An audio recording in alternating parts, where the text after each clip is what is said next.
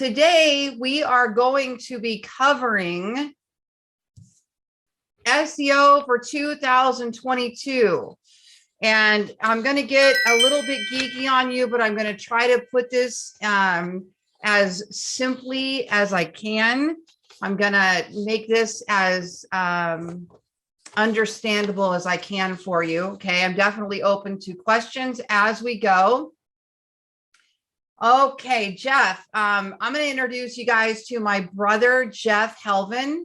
And Jeff is on with us today to help moderate the chat, answer questions, send out links where appropriate. Jeff, why don't you tell everybody what you do?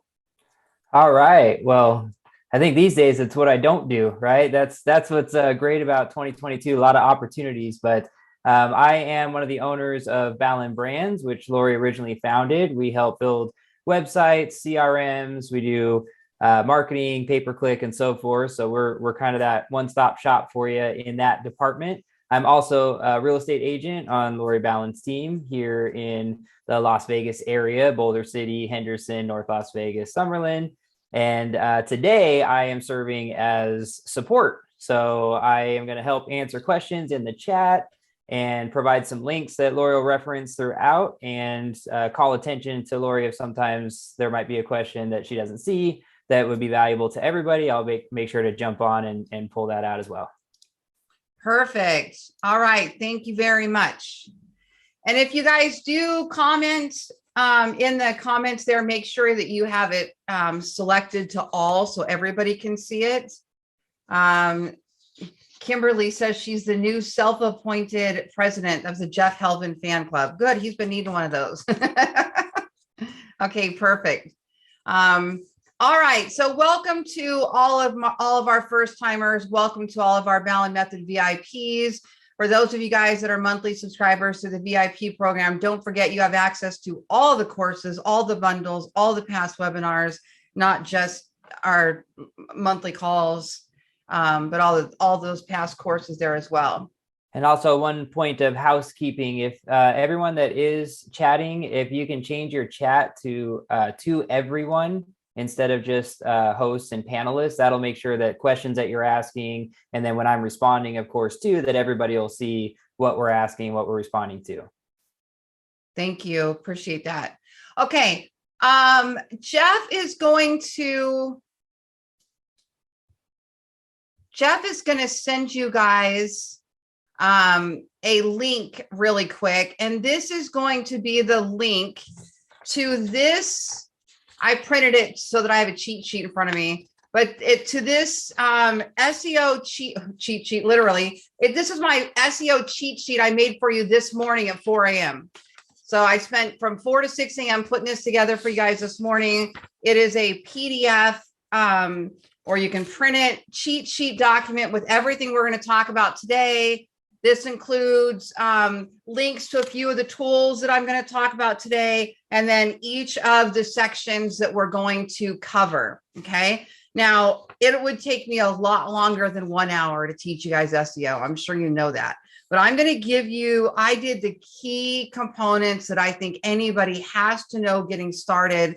And if you figure these out, the rest kind of comes along with it over time.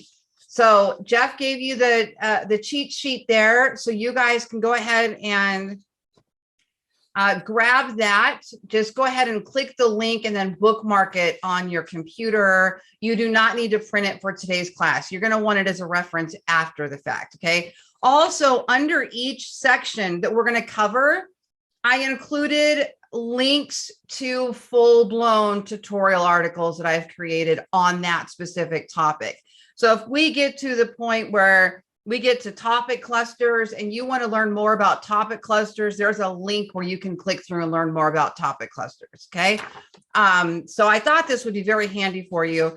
And I also want to let you know that, again, Jeff and Paul Helvin, you just met Jeff, my brothers, their digital marketing company can help with a lot of this. They don't do absolutely everything. I wish they did. But they do all of the SEO content. They build your SEO websites. They run your ads. They can help with your lead magnets, your CRM. Basically, A lot of it. I don't know that they're doing anything with internal linking yet, but they can do a lot of it. Okay. So if you have questions, just reach out to Jeff and Paul and say, hey, I liked what Lori said about such and such. Do you guys do that piece? Okay. All right. We're going to go ahead and get started then. And I am going to share my screen where appropriate. Okay. And actually, we're going to probably start off there because we're going to start by talking about keyword research. Now, keyword research is a topic in itself that I could teach for hours and hours and hours and hours. So I'm going to give you the basics of what's most important today. Okay, so let me go ahead and go to share my screen, which is right there.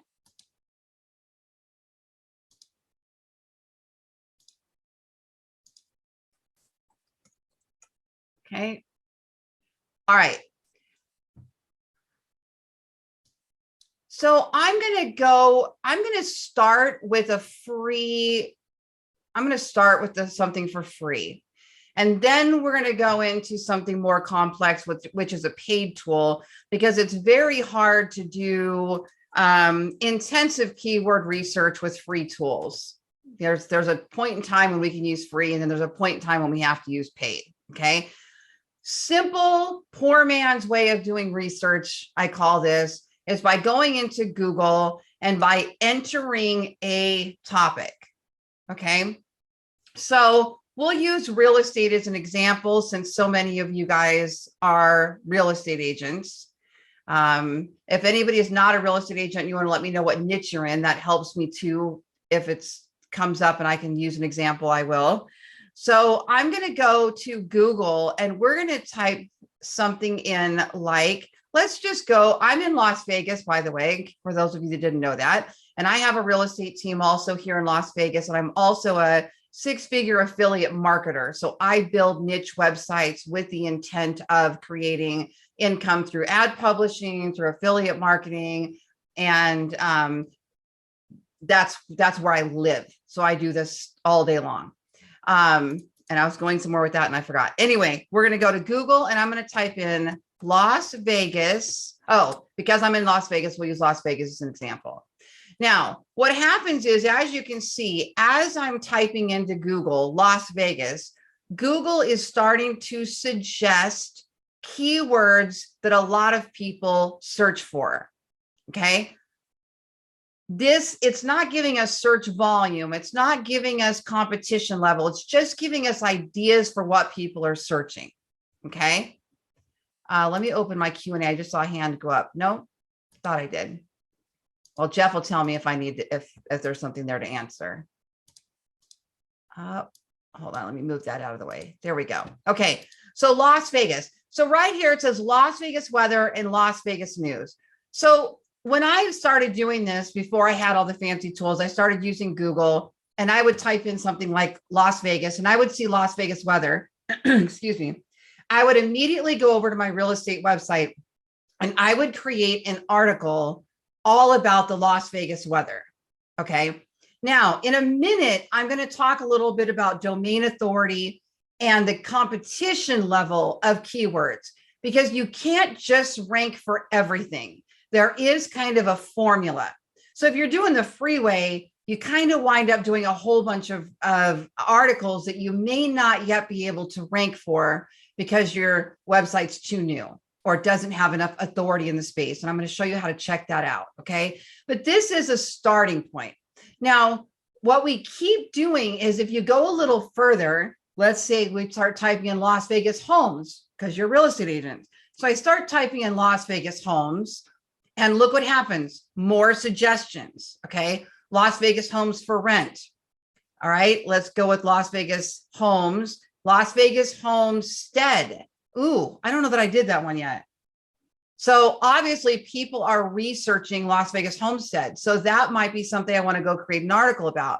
So if you're using a free tool like Google, what you're doing right now is you're making a spreadsheet and you're writing these down. Las Vegas homes for sale, Zillow, Las Vegas homes for rent, Las Vegas homestead, Las Vegas homes for sale with a pool. Okay. Because what's happening here is Google is suggesting what all of these terms, we call these long tail keywords. That's when there's 4, 5, or more keywords all strung together that make a much more unique search. So Las Vegas homes might be your more competitive broad term, but Las Vegas homes for sale with a pool is completely different. Now you're specifically targeting people to be looking for homes with a pool. That's going to be less competitive. So when you're first creating articles on your website, or if your website's been around a while, but it doesn't rank really well, you want to nail these long tail keywords. That's really important. Okay. So Las Vegas homes for sale under 300,000, Las Vegas homes with a casita. All right. Now, if you hit enter, it'll open Google and then you can get more of them. Okay. Las Vegas homes for rent with a detached guest house. Look how people search. Super long tail, super specific. Okay. Now, if you put another letter after homes, it'll give you a bunch more. So you could literally, if you don't have any money to invest in SEO tools right now, you could literally go in here and create all of this content that is on that people are typing into Google.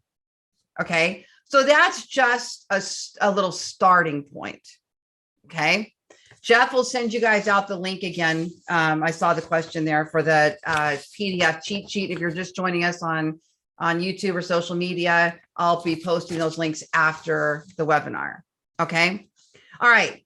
So that's the poor man's way of doing keyword research for those long tail keywords.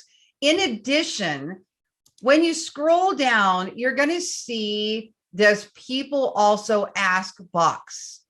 And you'll see questions that people are typing in related to that topic. How much does a house cost in Vegas? Are Las Vegas home prices falling? Is Vegas a good place to live? Is Vegas expensive to live? I would want to go to my website and create a blog around each one of those questions. Okay.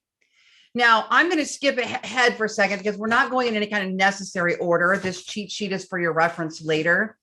But what I do want to say is that when you're creating these blogs, these Q&A type of response posts, you're probably going to be writing a blog that's in the ballpark of about 1,200 words. Okay. That's just a ballpark. It doesn't mean that Google sits and actually counts the words on the page and scores you higher. It's basically saying how deep you need to dive into that topic. Okay. Now, I have some really cool fancy schmancy tools that do a lot of this strategic work for me. Okay. Let me ask you, poll the audience here. Are you guys interested in seeing the fancy schmancy paid tools, or do you just want me to keep going right now with the free stuff? Remember, you can't really get to the nuts and bolts of things with the free tools when I talk about domain authority and research. But I know some of you guys, I like to kind of hear where everybody's coming from. So it looks like a bunch of you are okay with fancy schmancy. That's a technical term, right? And some of you guys are more on the free base. So what I'll do is I'm going to go into the fancy, but I'm going to tell you where you can get certain things for free. There's just going to be some limitations on it. Okay.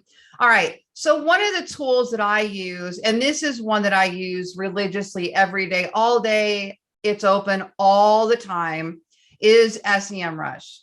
Now, what I'm able to do with SEMrush is I could go here, like I'm on Google, and type something in like Las Vegas homes, like we were just doing on Google. Okay.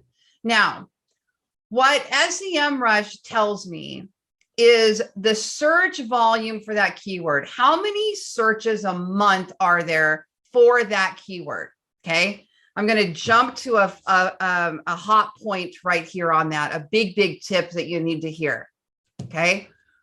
If you're just starting out or your website is not ranking really well, find keywords that have small search volume, like literally under 250 searches a month, because you can rank like that. And that's what you want in the beginning. You need to get traffic on that website. So we start with those tiny little keywords that only bring us in a visitor here, a visitor there. All of a sudden you're like, wait a minute, How am I getting 10 visits every day when there's only 250 monthly searches? Because these keywords tools are just estimates. They're just estimates. But what we know is when there's a low search volume, you can probably rank for it. Okay, that's really important. So here's an example of one of those right here. Do Las Vegas homes have basements? So if I'm just starting or my website isn't really ranking really well for a lot of terms yet, I haven't built it up, I'm going to go create a blog called Do Las Vegas Homes Have Basements? And then I'm going to write about Las Vegas homes with basements. And I might talk about which neighborhoods have homes with basements. And then I'm going to include homes for sale with basements. That's how this works. Like that is exactly how this works. Okay. So that's a big tip. I hope you heard that. Go for those low search volume when you're first starting out. That's really important. Okay. Now, if I open, actually, let me go right here for a second. So we covered search volume for a second. Okay. Next, we're looking at this score right here, this keyword difficulty. Okay. So Betty asked, how did I get to the screen? So I went right here on my main dashboard. And Jeff, can you send them out the links? Oh, he did. If you try my link down here, Jeff just sent you a link. It'll get you a free trial you can sign up for. I do not know the limitations of the free trial, unfortunately. And I do have an affiliate relationship with the software I use, which means if you wind up making a purchase after a certain amount of time, then, or within a certain amount of time, then I also benefit, but there's no extra cost to you. So up here, we're on the dashboard, you go to this search bar, okay? And I'm going to type in Las Vegas homes, and that is what takes us to this next screen. Okay. So it tells us the search volume. Next, it tells us the keyword difficulty.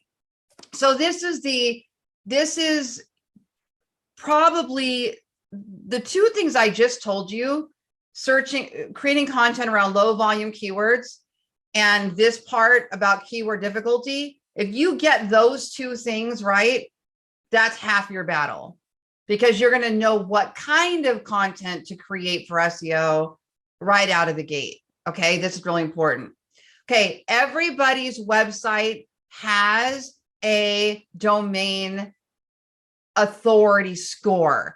Everybody calls it something different. SEMrush calls it an authority score. Moz, who originally came up with a scoring system, calls it a domain authority score. Ahrefs, which is another SEO tool, calls it domain score. So it's like a mix: authority score, domain authority, domain score. Basically, they measure backlinks to your website primarily. They're measuring how authoritative your website appears to be in the space. How long has it been around? How many other websites are linking to it? Well, it takes time if you're not actively out there approaching other websites, trying to get links to your website. It takes a long time to build this domain authority. So when you first start your website, your score is going to be 0. As you start creating content, you will actually start gaining links organically. Things like your social profiles, maybe your Google My Business page, maybe you're cross-posting your articles on Medium or Active Rain or one of these other blog portals. And all of a sudden, you'll start seeing your links are starting to get out there, okay? And as you start building quality content, other websites are going to reference your content, especially when you use things like statistics and infographics and quotes. And I put a lot of that in your cheat sheet because I know I can't dive too deep into that. But I tell you in here how to create useful content that will generate those kind of backlinks. And statistics is a big one. The more you can put stats on your website, the better, okay? So your domain authority score, you start at 0. And in most cases, within a year, you're probably at around a 20 on a scale of 0 to 100. You're probably at a rating of like 20. And then, by year 3, maybe you're at a 30, and it goes up from there. If you are actively doing blog outreach to earn backlinks, which is another webinar we'll do separately, then you could climb faster. Okay. But just know that for your first couple of years, probably everything you're going to create is below like the 30 mark scoring system. Well, look over here what we have, 77. So if I just told you, you're probably going to be targeting keywords with a competition level. Your keyword difficulty matches basically domain authority. So look at that keyword difficulty score. If it's not under 30, you probably shouldn't be going after it right now. You've got to build. And as your authority score starts climbing, now you can start going after those harder words. Does that make sense? Is everybody following this scoring system? What you don't want to do is use different tools for this because they measure things differently. So my domain authority score might be a 44 on SEMrush and only a 26 on Moz. So if I start mixing and matching the tool I'm using, it's going to get very confusing. Okay.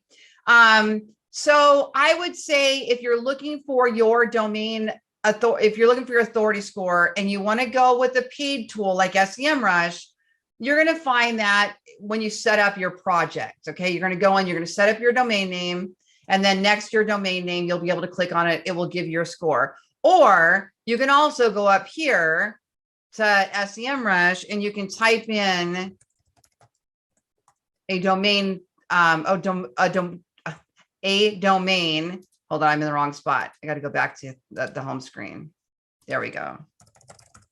You can type your domain name up here, and then you'll be able to see your score. So I'm a 49 on here. So what that means is when I'm going and looking at traffic or keywords, I need to be targeting keywords that are, I'll usually go like up to 10 points higher. So I'm really targeting keywords that are at the 60 or below difficulty level. So I'm now competing against harder keywords at that level, where when I first started the website, I was only competing against the easier ones. And now it's trending up. Okay. This website, by the way, for anybody that's following a traffic graph there, I actually separated this website a couple of years ago into a bunch of little ones. And I decided I don't have enough time or energy to run them all. So I'm putting them all back onto this one now. So that's why there's like this little traffic like that, because I had split them up.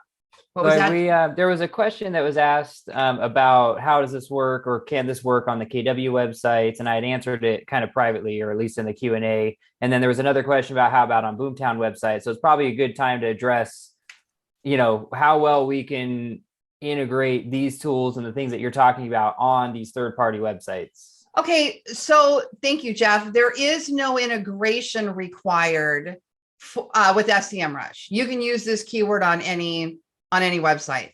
And yes, I have a domain authority score of 27 on the KW. Hold on, that's probably because I had that domain somewhere else before. So let me do this right. What is ours, Jeff? BallenGroup.kw? No, ballenvegas.kw.com. ballenvegas.kw.com. Oh no, it's only pulling the KW site. Yeah, well, because it's the subdomain. So the two parts I think that are important here is one, that the tool itself, like on a Boomtown website that is your own domain, that's not a subdomain of another one, it would be more relevant. Whereas right now, like you just saw, Lori, the .kw.com is actually analyzing kw.com, not the ballenvegas.kw.com. And then part two, of course, we're building KW's authority, not our own. Right. And to that point, the other thing that we usually talk about is that when we start to practice the SEO, it's one thing to analyze SEO. Then when we start to practice the SEO methods or the optimization methods on our own websites, how does that play a role? Like, for instance, on the KW sites, we don't have a lot of opportunity to manipulate data, have long form content, things like that, because we're very isolated in what we can build. Yeah. So you guys, it's so tough for me because I want to be like politically correct at the same time, but I am just a straight shooter. It's who I am.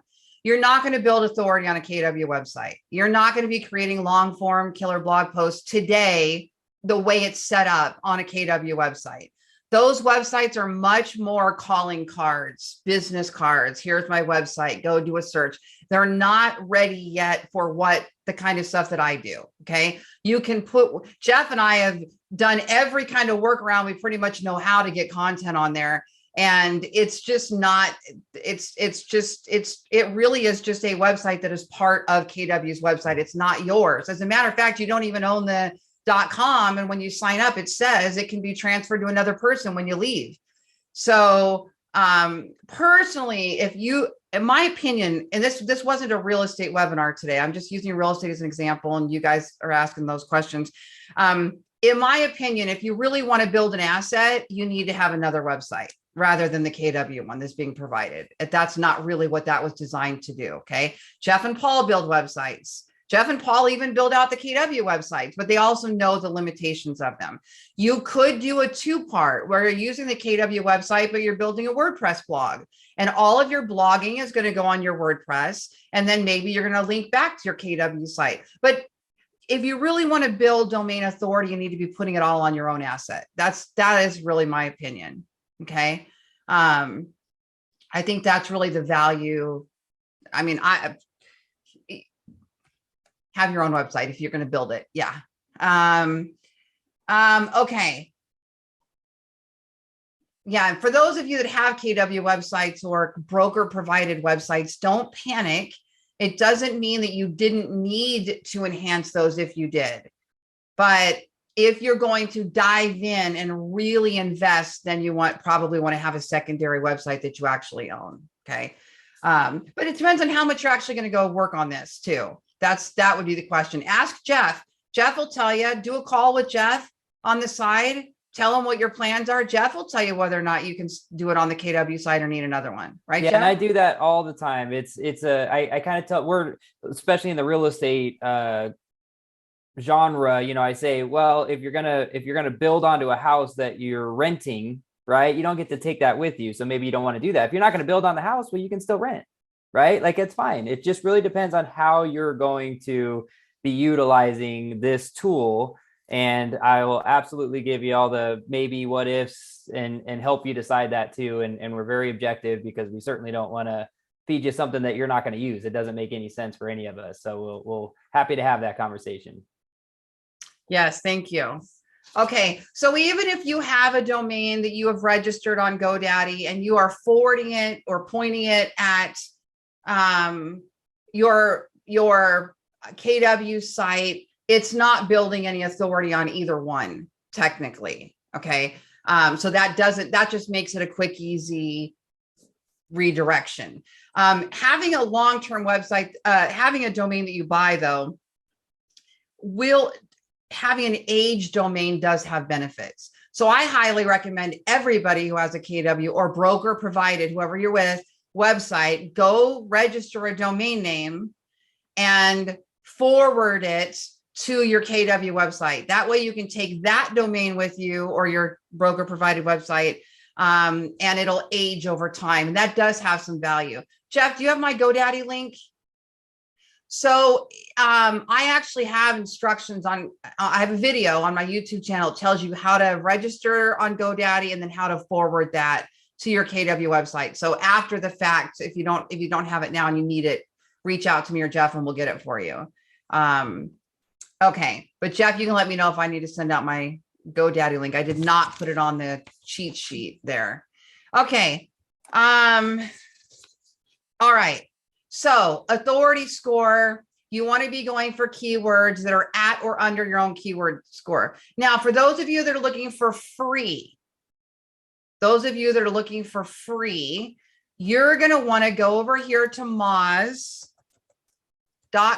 Let me see. It's the Moz toolbar. Here it is right here. So it's a Google Chrome extension, or you can go to their website. I think they have somewhere on their website that you can also put it in.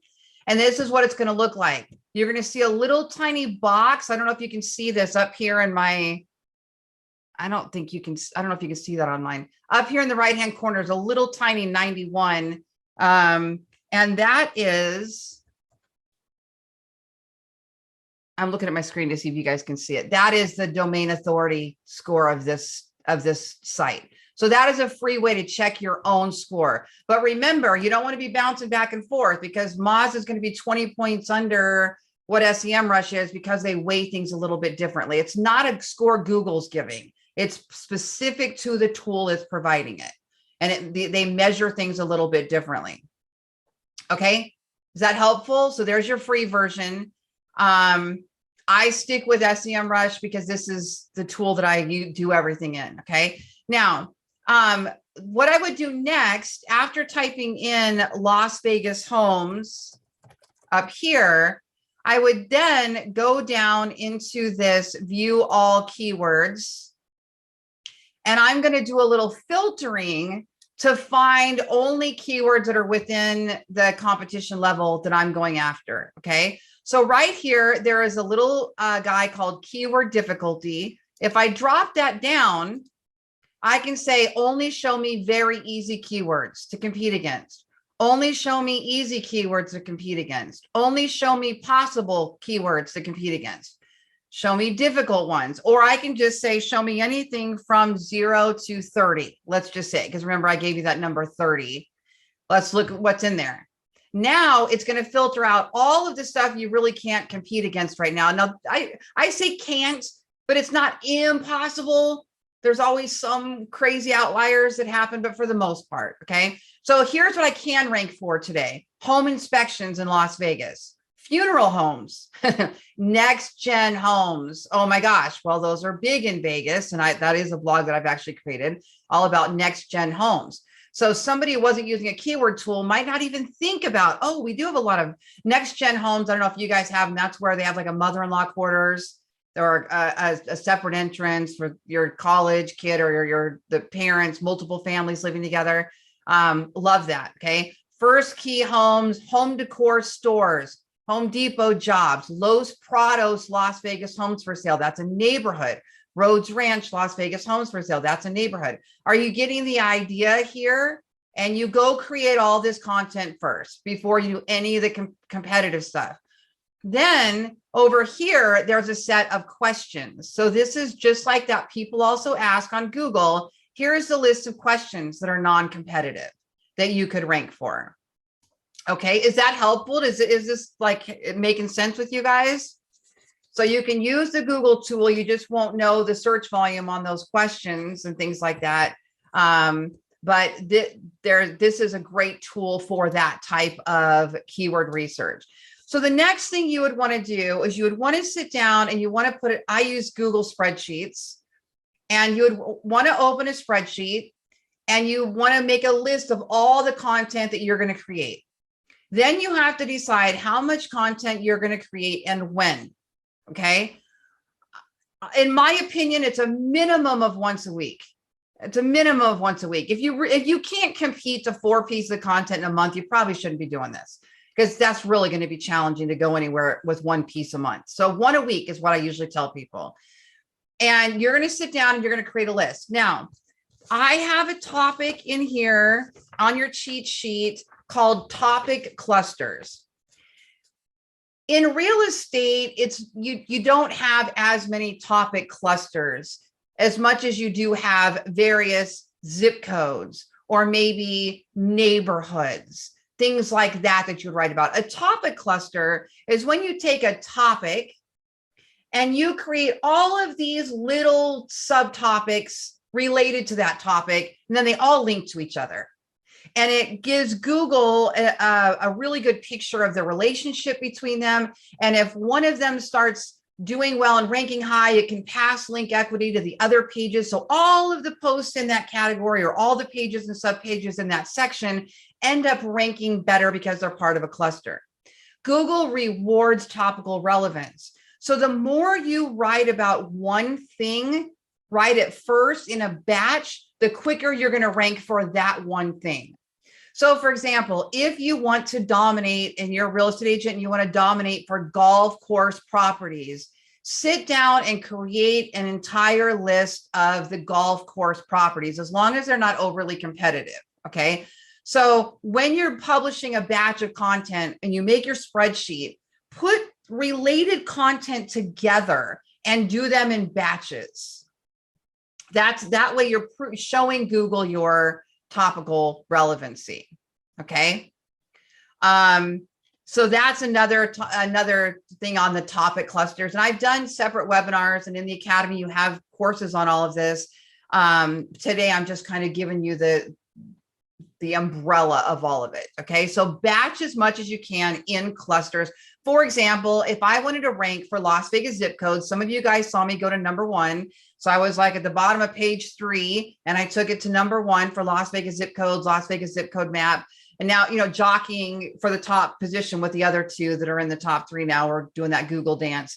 What I did is I created a topic cluster with all of the Las Vegas zip codes. So I created a page for 89138, and I wrote all about that zip code. And then 89128, and I wrote about all of that zip code. And I included the homes for sale in each one of those: schools, shopping, transportation, what's that neighborhood, what's that zip code known for, that kind of thing, And then once I did all of those, I created what we call a pillar post. And that's the mama blog. That's the long form blog that really covers the gamut. So that one has a zip code map. That one has a spreadsheet with all the zip codes. Okay, so that's the pillar post, the long, major piece of content that I really wanted to rank for Las Vegas zip codes. So then I went to each one of those child pages, the 89128, 89134, all of those content clusters, those smaller ones. And I linked back up to the pillar post from all of those. So all of those that started ranking started passing linked equity up. And that's what pushed the Las Vegas zip codes up to the top. That's a topic cluster. So if I want to rank for zip codes, rather than writing one zip code a month, I'm going to spend all of my energy for a year writing on zip codes. And I'm just going to fill the website up with all the zip codes and try to rank for those zip codes, as long as they're not too competitive. That still applies. Okay, that makes sense? So we covered keyword research. We covered domain authority. We talked about pillar posts. We talked about topic clusters. And we talked a little bit about internal linking. Now, this is something that I see people miss all of the time. I'm going to give you a quick example of what this looks like. I'm going to go to my website, loriballen.com, and I'm going to open this affiliate marketing for beginners guide. This is where I teach people how to do affiliate marketing. This is exactly how I create my content. There's a featured image. There's an intro. There's a video oftentimes. And I do have ads on my website because I monetize with ads. And then I'm providing, there's my call to action, my lead magnet. See, there's an example of spreadsheets and resources, really valuable, long form, useful content. I ask myself, is this useful to my audience? Will they know how to do affiliate marketing after they read this? If the answer is no, I have failed, and I need to make sure that they have all the resources that they need. Okay. Somebody, are you asking for the link to this, Ursula? I'll paste it in there for you. I think that's what you're asking. Okay. So I have a paid tool, and you can do this for free, very manually, or you can use a paid tool. I have a paid tool, and Jeff's going to send you out the link to a tool called Link Whisperer. I believe it's a one-time, I think it's an annual purchase. It might be an annual license. I don't know much about the pricing system there. I just bought it, and I think it renews every year. Okay, if I wanted to, internal linking is when one page on your website links to another page on your website. Okay, so you'll see me do this all the time. If I'm talking about affiliate marketing, here's a good example. I say they also receive search engine love for having additional inbound links.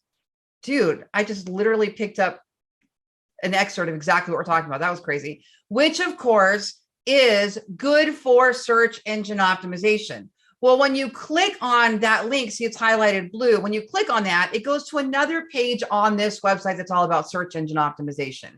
That's what internal linking is. And it is a must, because those actually count kind of as backlinks. Your own domain can link to your website and you can get more domain authority that way. Each page has a certain amount of its own authority score, not just your domain, but every page on your website has a score. And part of that link equity flows out to the page that you're linking to. So it receives some of that Google juice, people call it, but link equity, part of it passes from here to here. So that has value. Also, when Google crawls your website to find out what it's all about, to pull in all your new pages, it constantly is coming out and crawling. It finds these links and it goes from one page to the next. It helps it crawl more of your website, and it helps Google see the relationship between the pages. So you're providing a quality user experience and you're telling Google the relationship between all of these pages, creating somewhat of a virtual topic cluster. Okay, very, very valuable. So if I click edit,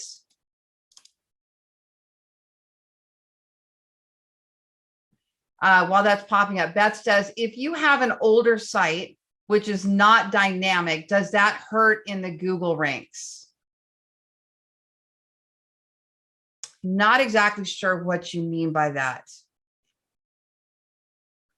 None of these pages are dynamic. There's nothing that's updating automatically like IDX or... I would take that as maybe like it's an older site that they haven't done anything with. It may not be on WordPress or may not be on a content management platform. So it's kind of built as a, a site to recognize the business, but then it's really never been touched since then.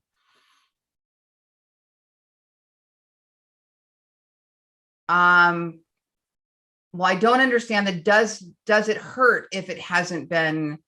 Yeah, like is not updating your website a factor, I think would be the easiest way to simplify that. Google will stop crawling your website if it doesn't have fresh content. So that's one thing.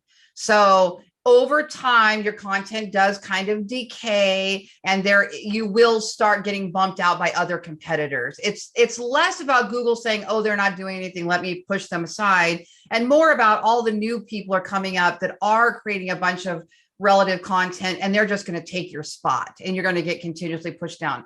Google will de-index pages that aren't updated. They will de-index that page. They'll take it out of their database if it's not updated. I do not know how long that happens or what cues that, but it can happen. Okay. So yeah, you want to make sure your website's getting updated. Absolutely. Fresh content's very important. Okay. And updated content, updating old content that has broken images, broken links, incorrect stats, that type of thing. I make a habit of every year going in and updating content. Now there's content that's evergreen, meaning it's not time sensitive. It's not about a special event. It's, how to stage your house can last forever. But still, if it just sits there stale and doesn't get anything new and fresh, and all of these other people are coming in and creating newer, fresher, long form content, then that one will get pushed down. So it's a good habit to put these on a cycle. Okay. So internal linking. If I create this blog post and I publish it, I hit publish, and then I click edit. Down at the bottom, I have a tool. It's a WordPress plugin that I pay for called Link Whisper. Jeff, did you find that link? I lost my chat now all of a sudden. I don't know what it's in there. Oh, there it is. Okay, thanks. Okay. Scroll down. This is really a long form content. Okay. Scroll down.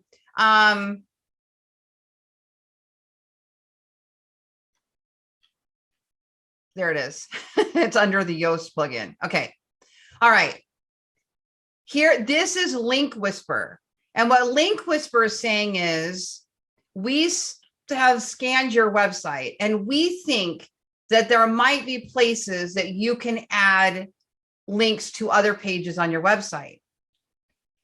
So it's highlighting which section it believes matches a particular article that you have written.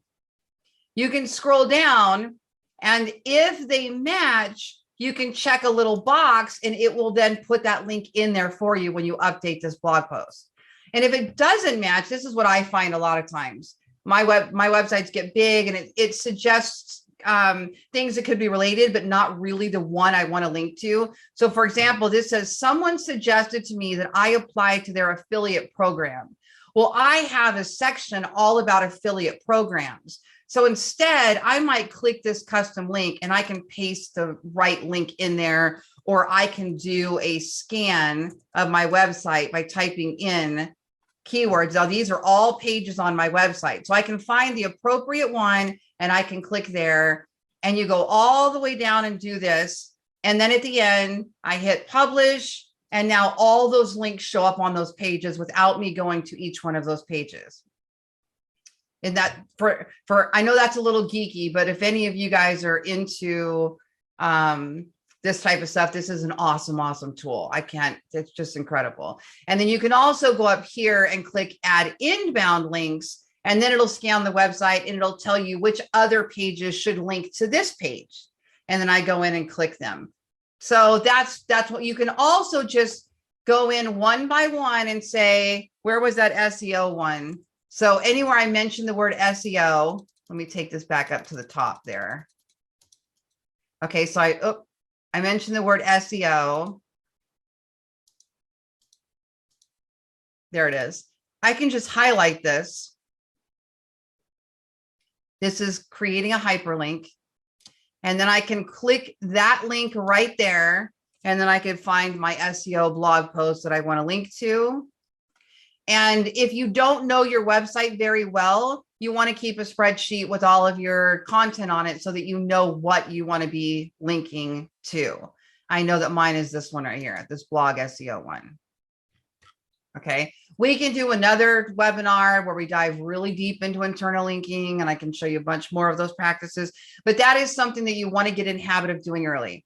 I encourage everybody to create 3 or 4 pillar posts or skyscraper posts on your website, even if they're for competitive terms, that you're going to link to often.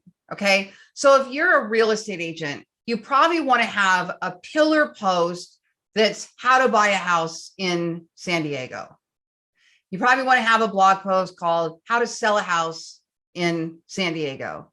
You might want to have one that's all about what else would you refer to all the time that would be competitive? Buy a house, sell a house.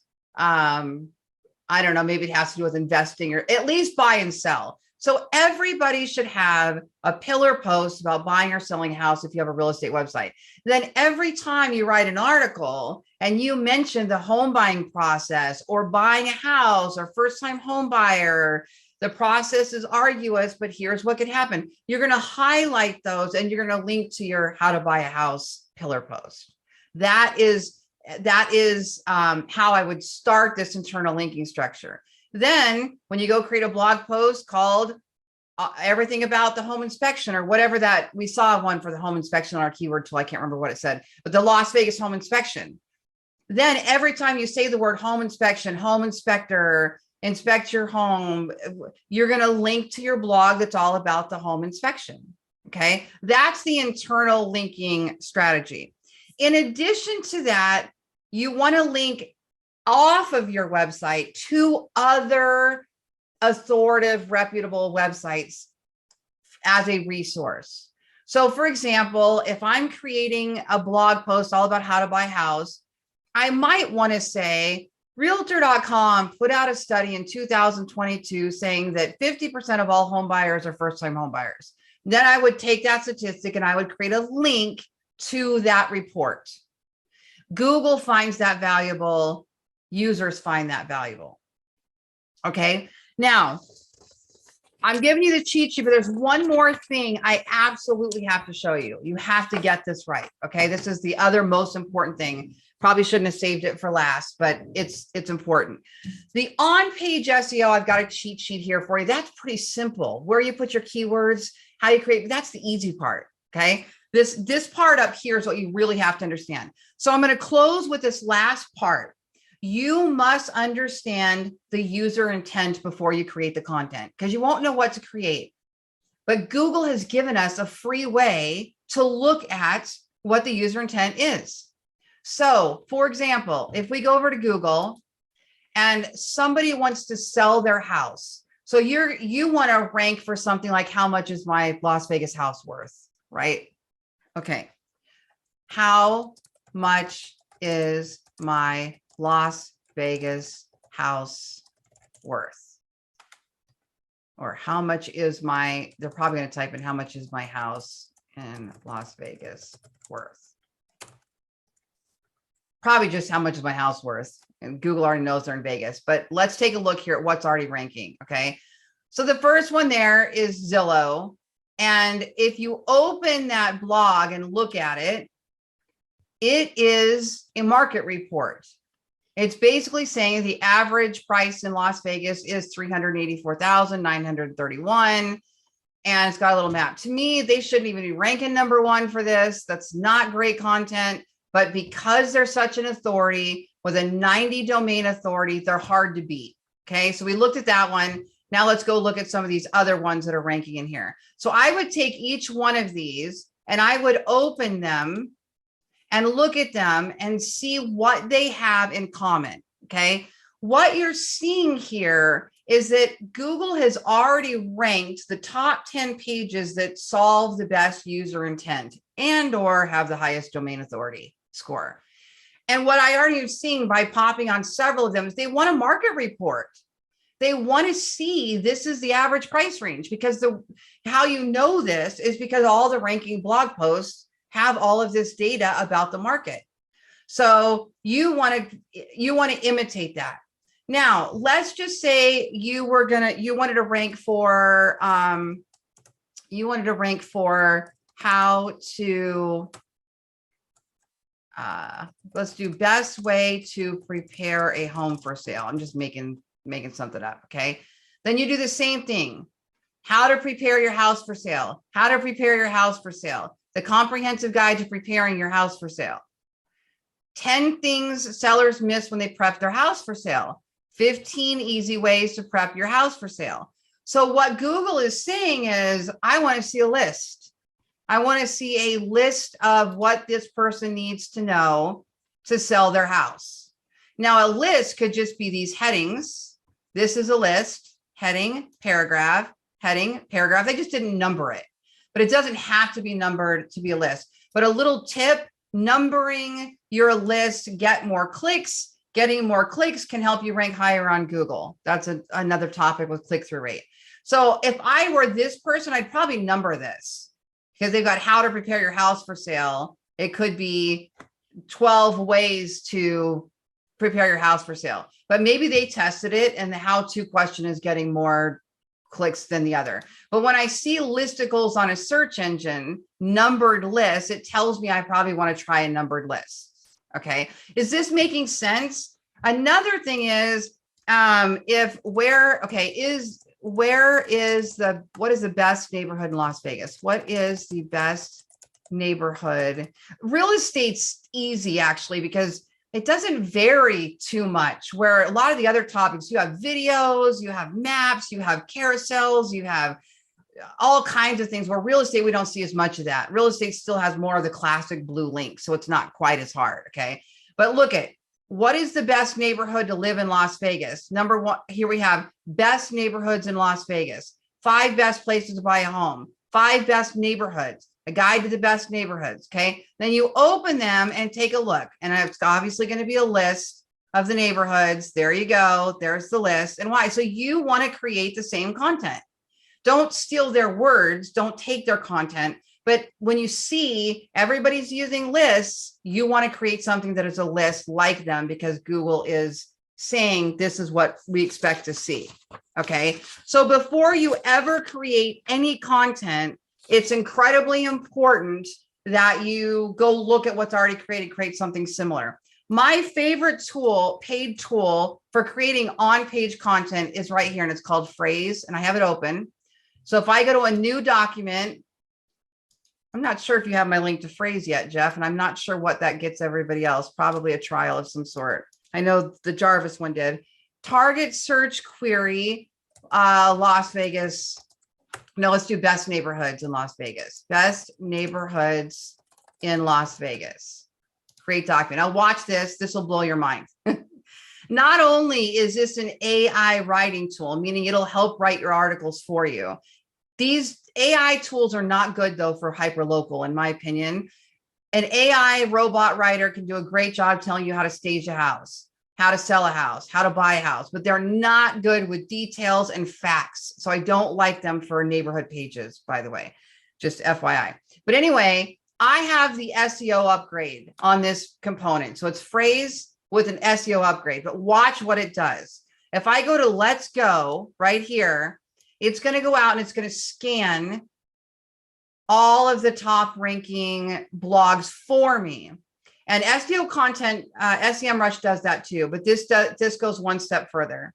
It's going to create for me an actual outline and a brief of what should be on this page. It's also going to show me each of the top ranking pages, their word count, how much each one of them, how much they wrote on each one.